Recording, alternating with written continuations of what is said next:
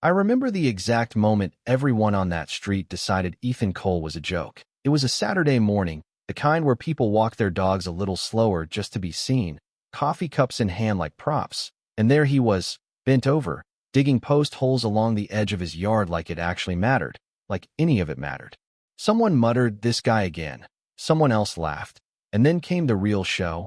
Olivia Parker pulling up in her glossy black Range Rover, window sliding down just enough to make sure her voice carried. "You're wasting your time, Ethan," she said, not even bothering to step out. "That fence isn't going where you think it is. We already had it measured." Now, Olivia wasn't just any neighbor. She was the HOA president, the kind of person who didn't just enforce rules, she enjoyed it, the kind who smiled when sending violation notices. And she knew exactly what she was doing. Her voice loud enough to draw attention, calculated enough to humiliate. "And when the survey proves you're wrong," she added, leaning slightly out the window, "you're paying to tear every single post out yourself." People stopped, literally stopped walking. One guy paused mid-step with his golden retriever, just staring, like this was better than whatever was on Netflix that night. And Ethan didn't say a word. Not one. He just set the next post, poured gravel, tamped it down like he hadn't even heard her, which, somehow, made it worse. Because silence like that? It doesn't look like confidence at first. It looks like weakness, and people love weakness. Ethan was in his early 60s, retired, lived in that neighborhood long before it turned into what it was now.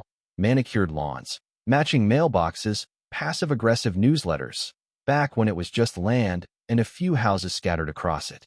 He drove an old truck that rattled when it started, wore the same faded cap every day, and never, not once, showed up to an HOA meeting.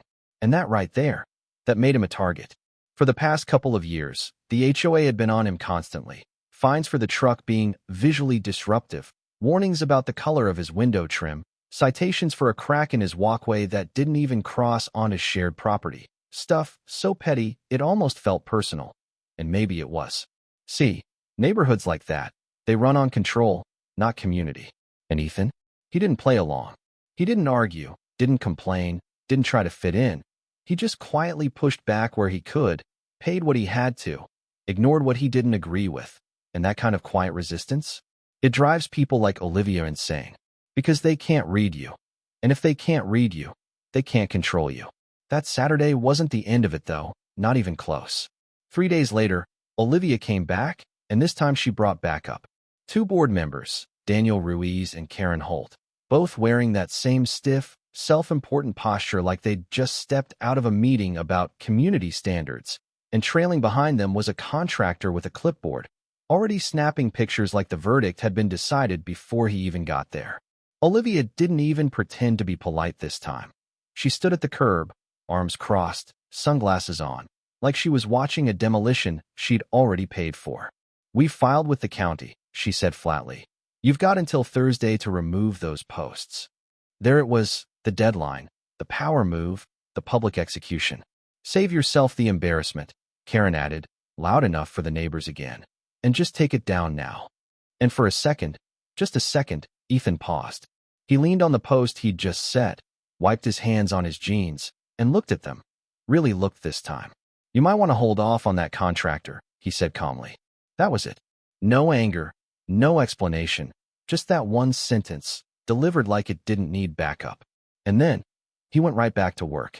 Now, if you've ever dealt with someone like Olivia, you know exactly what happened next. She laughed.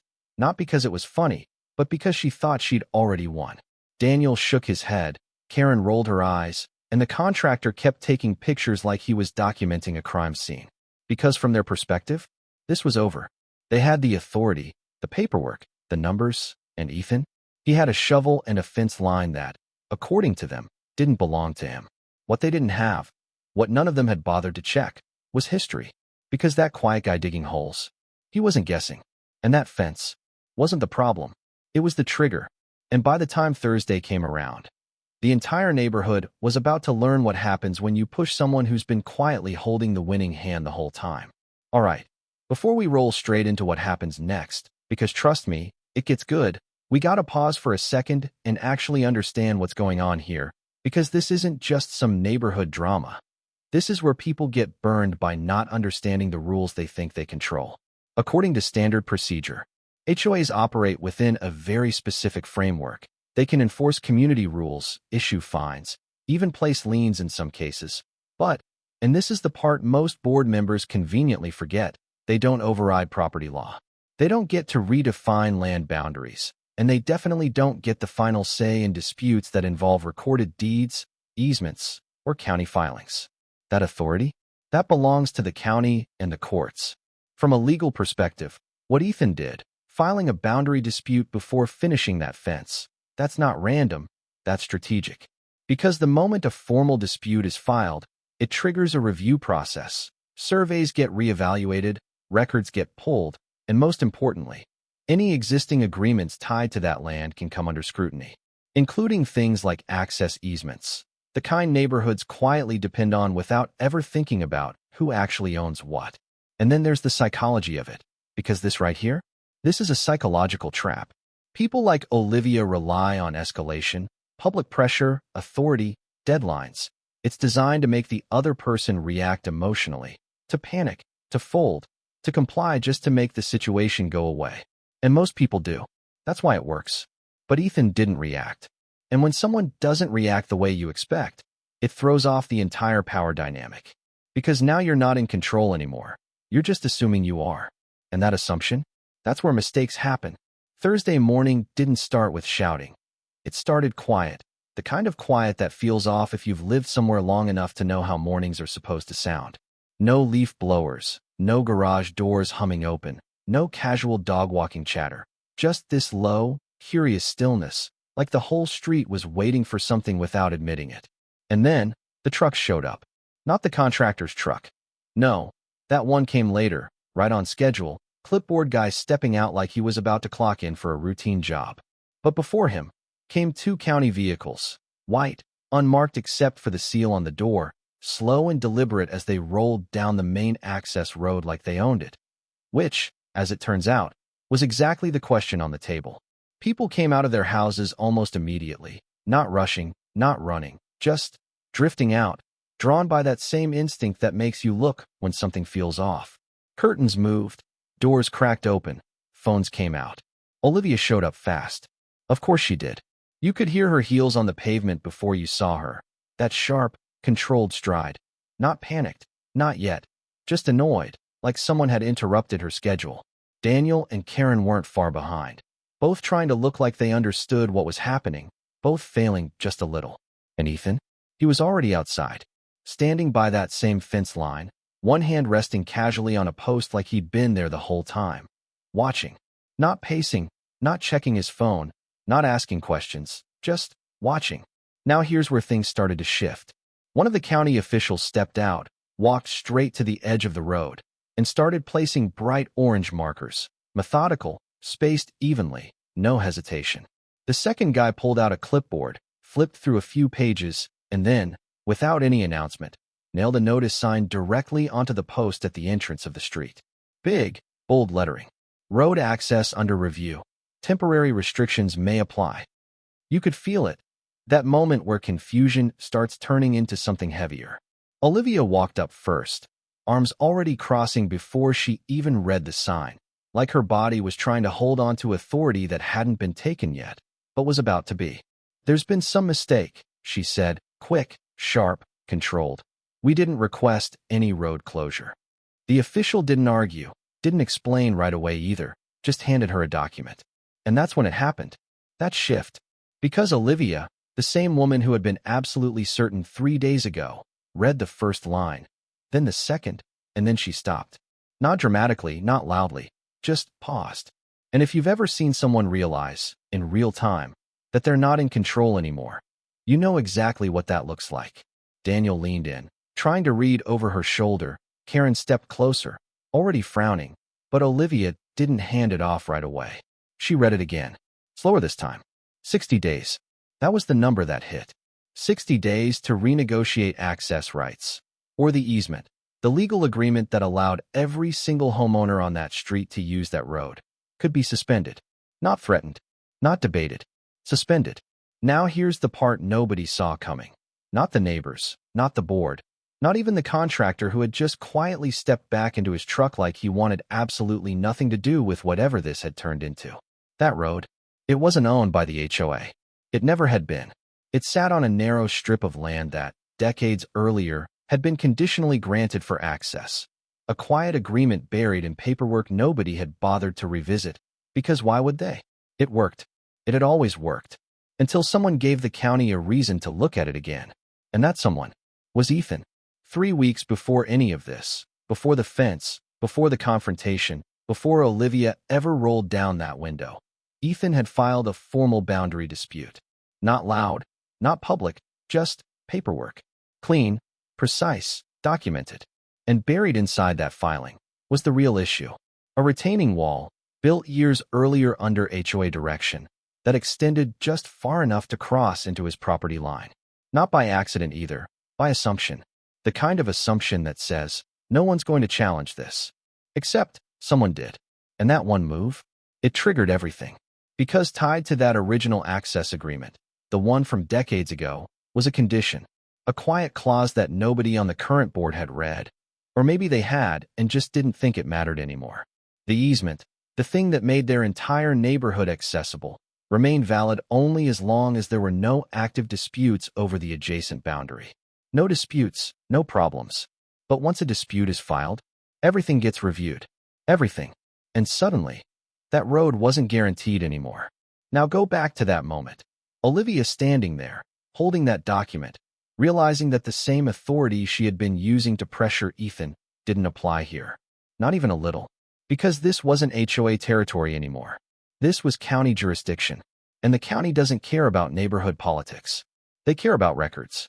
And records don't take sides. What exactly does this mean? Daniel asked, voice a little tighter now, a little less confident. The official answered plainly, no drama, no emphasis, just facts. It means access is conditional, he said. And until the dispute is resolved, that condition is under review. Karen blinked. So, what? We just can't use the road. You can, he replied, for now. But if no agreement is reached within 60 days, restrictions will be enforced. Restrictions. Such a polite word for something that would completely unravel the neighborhood. Because without that road, every single resident would be forced into a 2-mile detour, narrow, inconvenient, and not designed for the kind of traffic that neighborhood produced. Deliveries, emergency services, daily commutes, all affected. All because of a dispute they thought didn't matter. And right there, right in the middle of that realization, Ethan moved. Not dramatically. Not to make a point. Just casually stepped past them, carrying another post over his shoulder like this was still just a normal morning. He paused, just briefly, near Olivia. Not close enough to confront, not far enough to ignore. And he gave a small nod. No smile. No sarcasm. Just acknowledgement. Like he already knew this moment was coming, because he had set it in motion weeks ago. And then he kept walking. Now here's the thing. Nobody said anything to him. Not Olivia, not Daniel, not Karen. Because what do you say when you realize the person you thought was powerless was just patient? When you realize all that confidence, all those threats, all that public pressure was built on an assumption that just collapsed in front of you. You don't argue. You don't escalate. You recalculate. And for the first time since any of this started, they were the ones on a deadline. You know what stuck with me the most about that whole situation? It wasn't the road. It wasn't the legal twist. It wasn't even Olivia standing there completely blindsided. It was how quiet it all was in the end. No big speech. No, I told you so. No dramatic mic drop. Just a guy finishing his fence while an entire system around him started to wobble. And that's where the real lesson is. The lesson here is, power doesn't always look like noise. Most people, especially in situations like HOAs, workplaces, even families, they think power is volume. Who talks the loudest? Who shows up with backup? Who throws around rules and deadlines like weapons? And yeah, sometimes that works, until it doesn't. Because that kind of power, it's fragile. It depends on people believing in it. Ethan never played that game. He didn't argue, didn't try to win in public, didn't even bother correcting them when they were wrong. And that probably drove them crazy. But what he understood, and what they didn't, is that real leverage doesn't come from being the loudest person in the room. It comes from knowing the structure of the room itself. Who actually owns what? What rules override other rules? Where authority starts and where it ends. From a legal perspective, this is something a lot of homeowners miss. HOAs feel powerful because they're visible. They send letters, they enforce rules, they show up. But they operate under a larger system: property law, county regulations, recorded agreements. And those layers? They don't care about opinions or personalities. They care about documentation, timing, and process. And Ethan? He didn't fight the HOA directly. He went one level above them. Quietly. Strategically. That's not just smart, that's patient. Now let's talk about the other side of this. Because Olivia and the board? They weren't villains in the cartoon sense. They weren't waking up every morning thinking, how do we ruin someone's life today? But they were stuck in something just as dangerous. Control. This is a psychological trap. The moment you get used to having authority, even a small amount, you start believing it's bigger than it is. You stop questioning it. You stop checking the limits. And eventually, you stop seeing the people you're dealing with as equals. That's when mistakes happen. Because instead of asking, are we right? You start asking, how do we enforce this? And those are very different questions. Olivia didn't lose control in that moment because Ethan out-argued her. She lost it because she never realized she didn't have it to begin with, at least not in the way she thought she did. And honestly, that's not just an HOA thing. That shows up everywhere. Bosses who think their title protects them, people in relationships who confuse silence for submission, groups that assume agreement just because no one pushes back. But silence isn't always agreement. Sometimes it's calculation. Sometimes it's patience. And sometimes it's someone giving you just enough room to make a mistake you can't undo. Now here's the part one keep coming back to. Ethan didn't escalate. Even at the end, when everything flipped in his favor, he didn't take a victory lap, didn't humiliate them back, didn't turn the tables just for the sake of it. He just kept going. And that says something too. Because when you actually have leverage, real leverage, you don't need to prove it. You don't need an audience. You don't need validation. The outcome speaks for itself. So if you're watching this and thinking, okay, cool story, but what does that mean for me? Here's the practical side of it. If you're dealing with an HOA, or honestly any system with rules and authority, don't just react. Don't just push back emotionally. Take a step back and ask, what governs this system? Who actually has final authority? What documentation exists that nobody's talking about? Because chances are, there's a layer you're not seeing yet. And if you're on the other side, if you're in a position of authority, even a small one, the takeaway is just as important. Check your assumptions. Just because you've been right before doesn't mean you're right now. Just because no one has challenged you doesn't mean no one can. And just because someone stays quiet doesn't mean they don't understand exactly what's happening. Sometimes they understand it better than you do. And maybe the biggest thing, the thing this whole story really circles back to, is this. Respect people you don't fully understand yet. Because the moment you underestimate someone, you stop asking questions. And the moment you stop asking questions, you stop seeing the risk. So yeah, next time you see someone working quietly, not arguing, not explaining themselves, not trying to win the room, don't assume they're losing. They might just be waiting. And if you've ever seen something like this happen, HOA drama, workplace power plays, anything where someone got completely misread, I'm curious. How did it play out? Did it flip like this, or did it go a different way? Drop it in the comments, because stories like this, they happen way more often than people think.